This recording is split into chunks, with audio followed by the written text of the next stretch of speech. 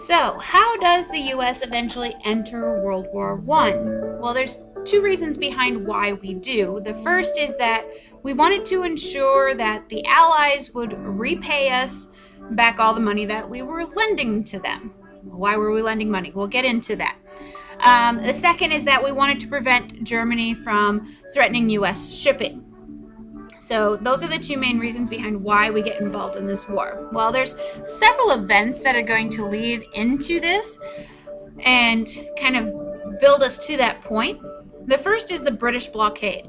Now, the British blockade, the blockade was set up by the British. Remember, they had the strongest navy, so it made sense. But it was set up by the British to block supplies from getting into Germany. So they didn't want to get they didn't want Germany to get supplies in with their ships, and so they set up this blockade to prevent Germany from getting any supplies or any food or any ammunition or anything from anybody. Very, very successful. But the result of this is that there was a lot of American ships that were carrying goods to Germany because we were trading with both sides. Remember, we're neutral, so we trade with both sides.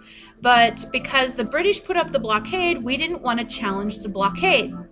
Because if we challenged the blockade by getting stuff to Germany, we were essentially picking a side. And we were neutral. We did not want to do that. So we decided we're not going to challenge it. Well, Germany's going to find it very difficult to import food and fertilizer. And so they're going to have this huge food shortage and then a famine. And about 750,000 Germans are going to die from starvation as a result of this. Well, the German response to this is that they are going to counter blockade. And they're going to counter blockade with a new invention that they created called the U-boats. And U-boats were submarines. And they are going to target the British naval ships. And pretty much any cargo ship that went to Great Britain was going to be sunk. And they were not going to warn them that they were sinking them. They're just going to sink them. So now we really have a big choice to make, because if we challenge the British blockade, we're on the side of the Germans, and if we challenge, or if we continue to ship to Britain, then the Germans might have to bomb or sink our ships, which is going to put us on the side of the British. And again, we did not want to choose a side. We're neutral. We don't want to be involved in this war. So it kind of puts us in a tight spot. The second thing is British propaganda. The British are going to use this whole U-boat attack, and they make it very sensationalistic. They talk about these sunken ships and the drowning sailors, and how some of them were not even involved in the war, that they were just passengers trying to get home. And very, very visual images of people dying and babies dying and fathers dying and all this kind of stuff. The result is that the U.S. is very angry for the loss of life with Germany, because they were targeting civilians, not just military personnel. They were also going after civilians, and to us that just didn't seem right. That was not what you should do. Eventually, we get an event called the Lusitania, and the Lusitania was this British ship. It's a British liner, and it is sunk by a U-boat on May 7th of 1915. And 1,198 people are killed on board, and 128 of them were Americans who were getting a ride home. And the Germans are going to defend the sinking of the Lusitania by basically saying that the ship was carrying ammunition and explosives.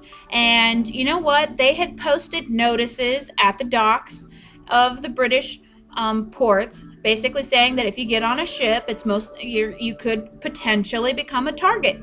So it's not like the people on board didn't know that this could possibly happen. We warned them, is what the Germans were saying. The results is that the U.S. is going to say, okay, fine, we agree, but just don't do it again. But we take no military action. We're basically saying, okay, we understood that you did what you could, kind of thing. And it's kind of interesting because later evidence is going to show that the Lusitania actually did have ammunition and explosives on board. So it actually was a military ship, even though the British said it wasn't at the time. So kind of interesting that way. But anyway, the U.S. says don't do it again. We take no military action. And the U-boats are going to sink another liner, the Arabic. And 2 more Americans are going to die. And the U.S. again protests. And Germany says, all right, fine, we'll leave the passenger liners alone. We don't want you to get upset with us, all that kind of stuff. However, maintaining neutrality is going to become more and more difficult for us because Germany continues to sink ships with passengers. They sink a French ship called the Sussex, and Americans are injured or killed on board that as well. And the results of this is that the U.S. is going to issue another warning saying, don't do it again. We keep telling you this, don't do it again. But Germany says, well, fine. You don't want us to do it? Fine. You, the United States, you need to get the British to stop their blockade, and then we'll stop. Otherwise, all's fair.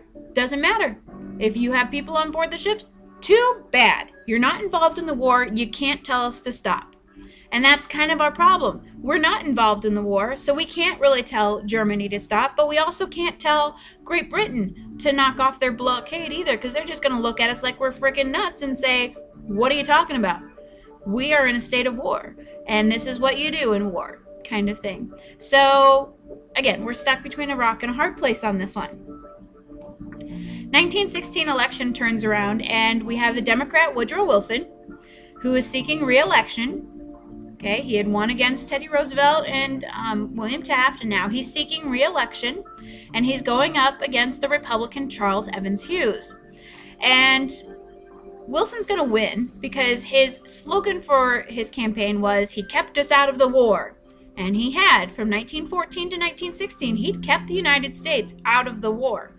And so he won with that slogan. So what do you think his only job is to do for the next 4 years?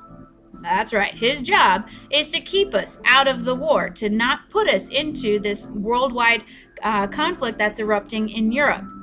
And so his job is to keep it that way. So he's going to try. He tries something called peace without victory. Basically, he approaches both sides and says, there's a possibility we could have peace without actually having you trample the other side. You can negotiate this out. We can talk about it. And Germany refuses. They just flat out refuse. They basically say they believe that they can defeat Great Britain because that's really their only challenge at this point. And so the Kaiser, which is the leader of Germany at this time, is going to declare that all ships are fair game for U-boats.